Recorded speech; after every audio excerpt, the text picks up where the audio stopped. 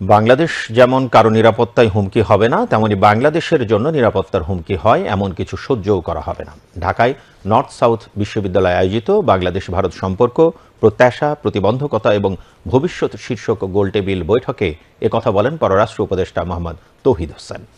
North south বিশ্ববিদ্যালয়ের উপাচার্য professor Abdul Mannan চৌধুরীর সভাপতিত্বে বিএনপির vice chairman doctor S M. Asaduzzaman Ripon, AB party যুগ্ম সদস্য সচিব ব্যারিস্টার আসাদুজ্জামান ফুয়াদ, অবসরপ্রাপ্ত lieutenant general Mohammad Mahfuzur Rahman, Manat international ইউনিভার্সিটির উপাচার্য প্রফেসর ডক্টর মোহাম্মদ আব্দুর রব এবং সাবেক কূটনীতিক সাকিব আলী বক্তৃতা করেন। ভারতের সাথে বাংলাদেশের সম্পর্ক সমমর্যাদায় আনতে আন্তর্জাতিক ও অভ্যন্তরীণ ক্ষেত্রে বাংলাদেশের সক্ষমতা বাড়ানোর উপর জোর দেন পররাষ্ট্র উপদেষ্টা মোহাম্মদ তৌহিদ হোসেন।